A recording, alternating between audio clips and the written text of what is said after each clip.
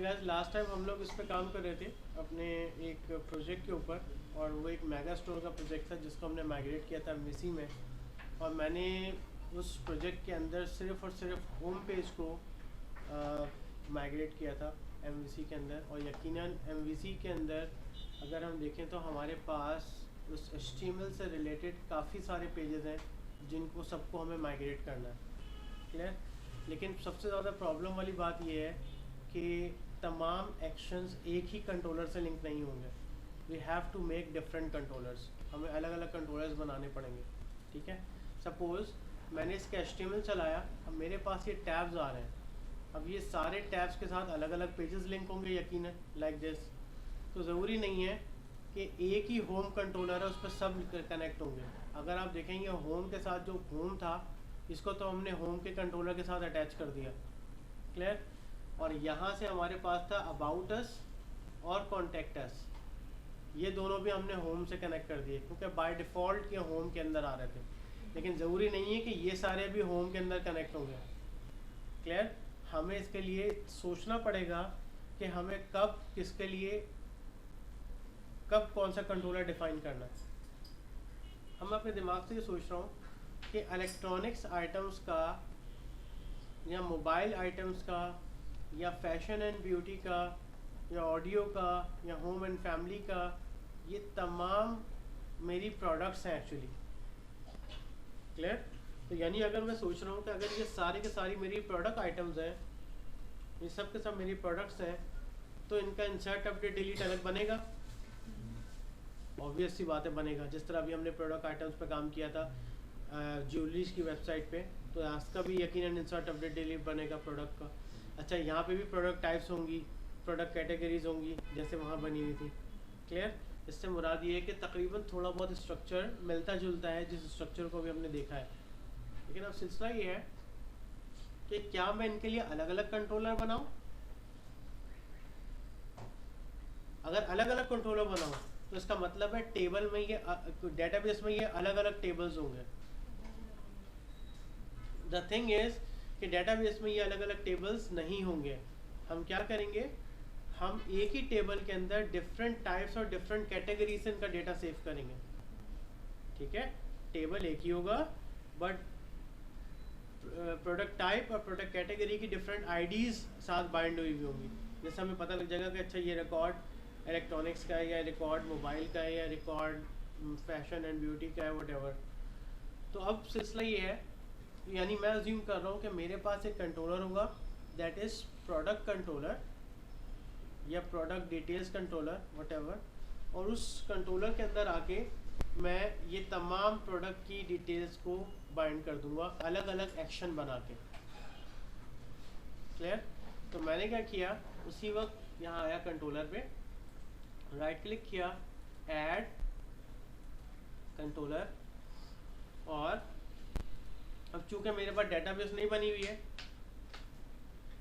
Database का code ready नहीं है, तो डेटाबेस का स्क्रिप्ट्स, तो मैं अभी फिलहाल एम्प्टी ले रहा हूँ। सही है। वेबसाइट के लिए मैंने ऐड किया। इसने कहा जी क्या नाम रखना है, मैंने कहा प्रोडक्ट डिटेल्स और ऐड कर दिया।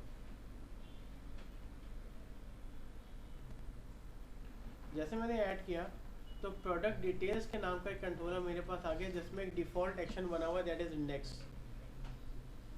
इसको ऐसे ही रहने दें, there is no need of it. और साथ मैंने 4 एक्शन बना दिए।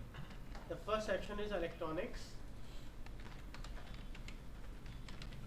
The second option is mobile, the third option is fashion and beauty,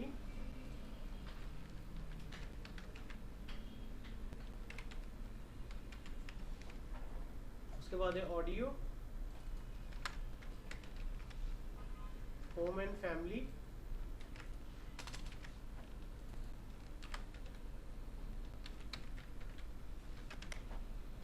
अगर आप देखें तो ये तीनों एक्शन के लिए तीनों के पेजेस रेडी हो गए।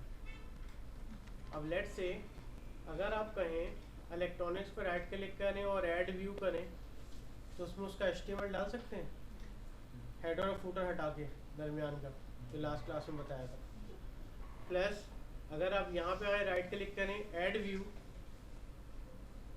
और फिर उसके व्यू में जाके इस मोबाइल का वाला पेज डाल दें HTML का। खैर ये तो एक साथ ही कॉपी पेस्ट ही होगा, ये रिपीट हो रहा है, आपने कहा ही था, है ना, ये हर एक में रिपीट हो रहा है ना, तो बस सब में एक ही जगह कॉपी पेस्ट होगा। तो एक काम करते हैं, इसको कर ही लेते हैं। मैंने राइट क्लिक किया, ऐड व्यू, इलेक्ट्रॉनिक्स। अब यहाँ देखो चेक लगा हुआ यूज़ लेआउट पेज। इससे मुराद क्या है कि जो हेडर और फूटर मैंने डाला था वो इसके अंदर भी आएगा बाय डिफ़ॉल्ट। क्लियर? मैं मास्टर लेआउट उसमें कॉल कर रहा हूँ, मैंने कहा यस ऐड कर दें आप।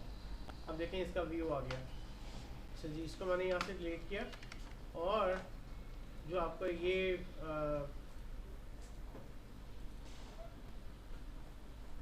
इसमें आपका इलेक्ट्रॉनिक्स का पेज था, सब में सेम ही है। आप क्या करें, ये कैटेगरी डॉट HTML, तो कैटेगरी के पेज पे राइट क्लिक किया, ओपन विद विजुअल स्टूडियो। अगर आप याद करें तो ये आपका हेडर था, ये आपका नेविगेशन बार था, ये आपका कंटेनर था, ये आपका दरमियान का पोर्शन था। क्लियर है? जो लास्ट टाइम हम लोग कर रहे थे। मैंने इसको कॉपी किया और कॉपी करके इलेक्ट्रॉनिक्स पे पेस्ट कर दिया। अब मेरे पास ये इलेक्ट्रॉनिक्स का व्यू रेडी है। क्लियर है? अब उसके बाद मैंने इसे क्लोज कर दिया, फिर आया मोबाइल पर राइट क्लिक किया, add view, yes using layout page, और यहाँ पे डाल दिया। उसके बाद फिर क्लोज किया, fashion and beauty, add view, add किया, और यहाँ पे उसकी डिटेल डाल दी। ऑडियो पे ऐड व्यू, ऐड किया, और यहाँ पे सब जगह एक ही कॉपी पेस्ट कर दी जैसा वेबसाइट का स्ट्रक्चर बना हुआ था। क्लियर है? स्टैटिक में। और अगर आप देखें तो ये home and family, the last one, add view using layout page, इसको हटाएं यहाँ से, और यहाँ पे भी डाल दें। अब अगर आप देखें तो मेरे पास प्रोडक्ट डिटेल्स के अंदर बहुत सारे व्यू बन गए, यानी इस वेबसाइट के सारे व्यू बन गए, सारे टैब बन गए यहाँ पे प्रोडक्ट डिटेल्स के नाम से। Audio, electronics, fashion, beauty, home, family and mobile.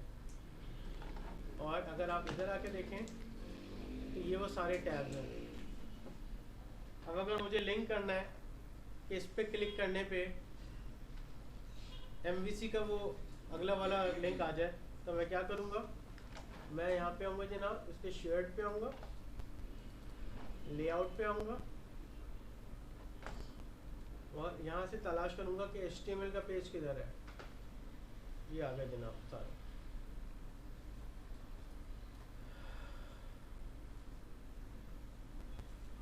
ये देखें हमारे होम पे क्लिक करने पे कहाँ जा रहे हैं, index.html पे जाएगा।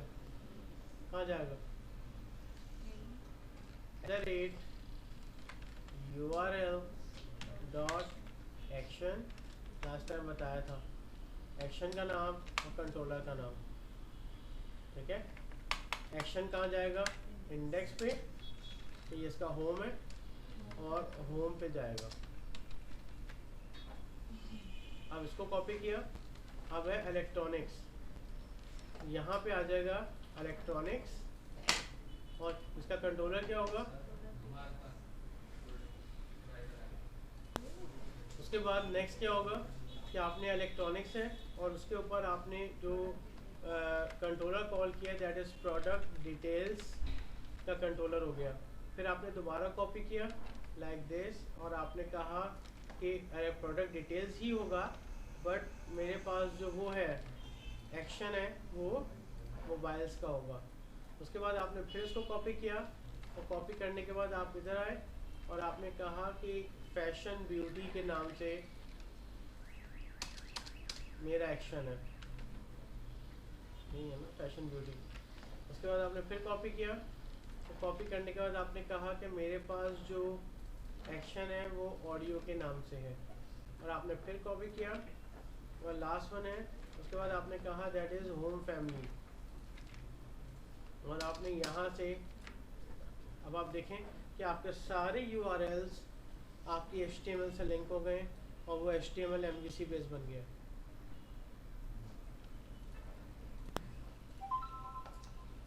अच्छा अब क्या है, सपोज मैंने इसको चलाया, अब देखते हैं कि ये चीज़ें लिंक हुई हैं कि नहीं मास्टर से, और मेरे सारे व्यू मास्टर से लिंक होने चाहिए।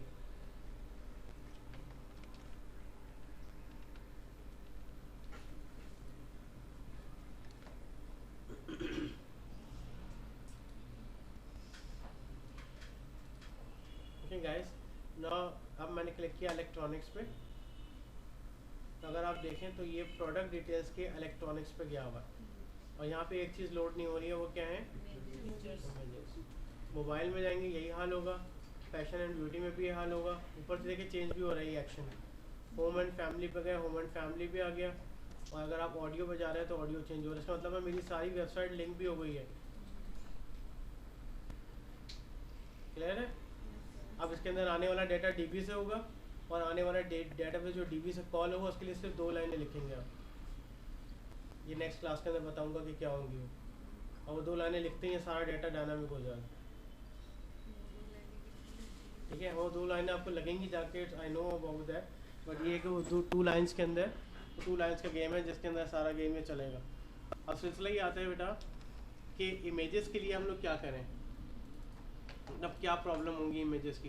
तो अगर आप सेलेक्ट करवाएं .jpg तो आप देखेंगे कि आपको यहाँ पे भी प्रॉब्लम नज़र आएगी। तो आप क्या करें, जहाँ जहाँ पे भी ये आ रहा है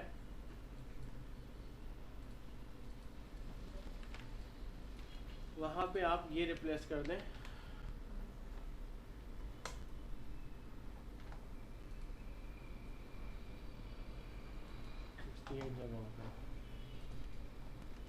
और उसके बाद मैंने उसको रिफ्रेश कर दिया,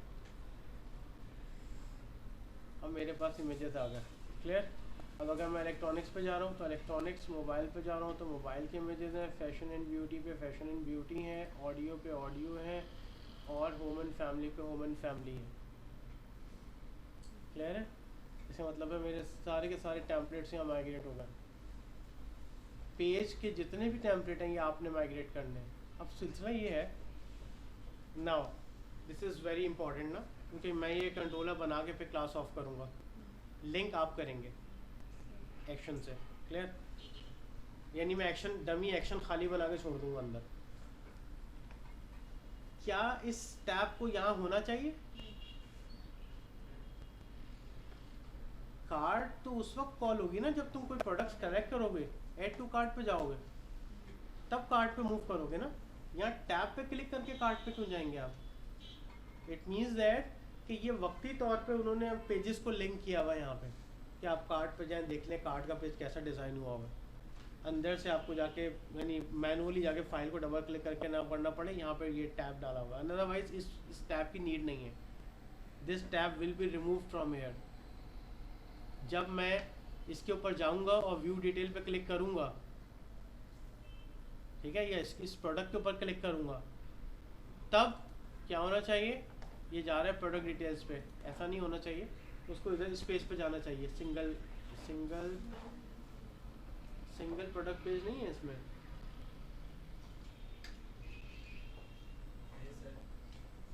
है किस नाम से, यहाँ से चेक करते हैं ना, इसकी साइड से, लेट से इधर आया, यहाँ पे आए, और लेट से यहाँ पे आने के बाद मैंने कहा कैटेगरी पेज, तो कैटेगरी वाइज है,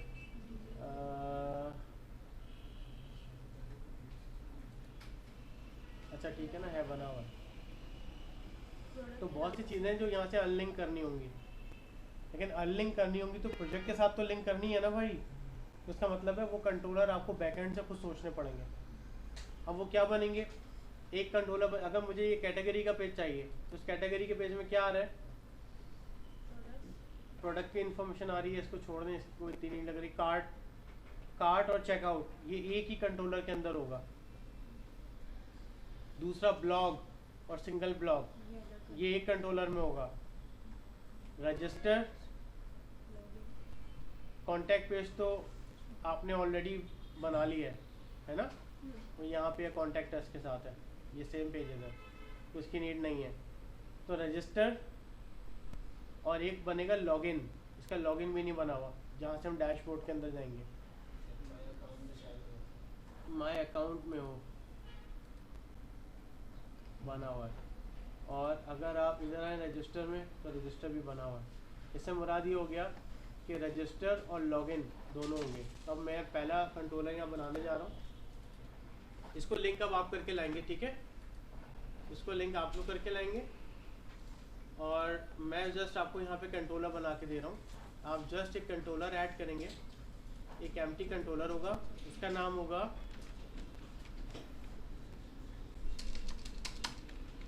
user authentication,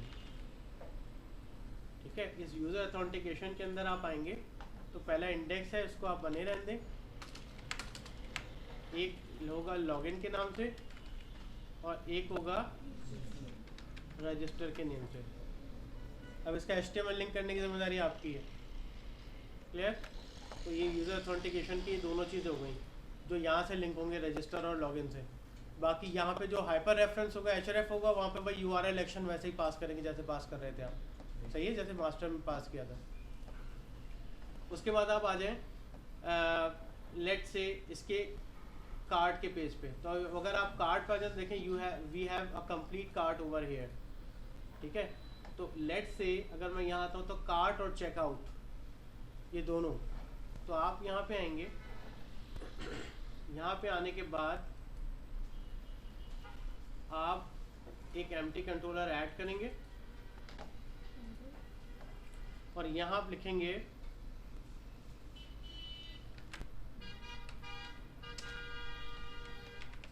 payments controller.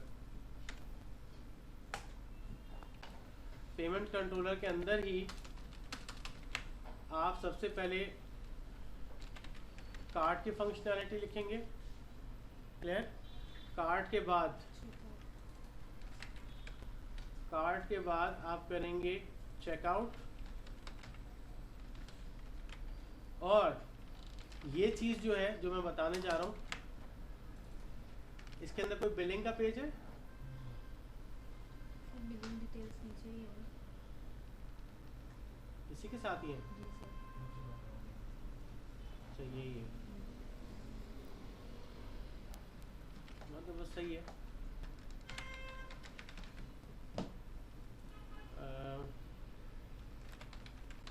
Customer payments ये हम बैकएंड से कॉल करेंगे, इसका व्यू नहीं होगा, ठीक है, इसका व्यू नहीं बनेगा क्योंकि इसका UI नहीं है, ये हम बैकएंड से हैंडल करेंगे। इसके अंदर हम किसी न किसी पेमेंट का इंटीग्रेशन का कोड लिखेंगे, क्लियर है। तो ये कार्ट और चेकआउट बन गया। कार्ट और चेकआउट के बाद ब्लॉग रह गया, तो ब्लॉग के लिए हम लोग क्या करेंगे, add new controller, empty controller, blogs, और इस ब्लॉक के अंदर आप आएंगे ब्लॉक लिस्ट और ब्लॉक डिटेल्स। यहाँ तक क्लियर है। अब मैंने आपको होम और प्रोडक्ट डिटेल्स लिंक करके दिखा दिया विद टैब्स विद HTML। इसी के पैरेलल यूज़र ऑथेंटिकेशन, पेमेंट और ब्लॉग्स ये आपने करना है, बाकी HTML कनेक्ट करके लानी है। और मेरे हिसाब से मजीद ये मोल में क्या है, अच्छा ये तो वो दोनों है, ये अनलिंक हो जाएगा यहाँ से, इसको यहाँ से हटा दीजिएगा, और बाकी चीज़ें मैंने लिंक कर दी हैं सारी, क्लियर है। और यहाँ से आपने इसको लिंक कर देना है रजिस्टर और लॉगिन को। तो मेरे हिसाब से जब आप मेरे पास आएंगे तो एक कंप्लीट HTML MVC में माइग्रेट हुआ हुआ होगा और वो लिंक हुआ हुआ होगा आपस में। तो नेक्स्ट क्लास के अंदर मैं क्या करूँगा, इसी प्रोजेक्ट के अंदर 1 by 1 डेटाबेस अप्लाई करना या लगाना शुरू कर दूँगा। आई थिंक अभी तक हमने होम पे भी डेटाबेस नहीं अप्लाई किया ना, कहीं पे भी इसके अंदर DB का कहीं कोई कोड नहीं लिखा हुआ। तो नेक्स्ट क्लास के अंदर जो आज हमने मॉडल पढ़ा था, मैं यहाँ पे बाकायदा मॉडल को कॉल करूँगा, ये हट जाएगा, ये आई थिंक टेम्पलेट से ही नहीं बना हुआ, ये यहाँ से मॉडल हट जाएगा, मैं बाकायदा यहाँ से एक ऐड करके बाकायदा मॉडल ऐड करूँगा यहाँ पे, और डेटाबेस की जितनी प्रोग्रामिंग होगी मैं नेक्स्ट क्लास में स्टार्ट करूँगा वेबसाइट पे। इसलिए नेक्स्ट क्लास वेबसाइट डेवलपमेंट के लिए बहुत इंपॉर्टेंट क्लास है, ठीक है। सैटरडे को ऑफ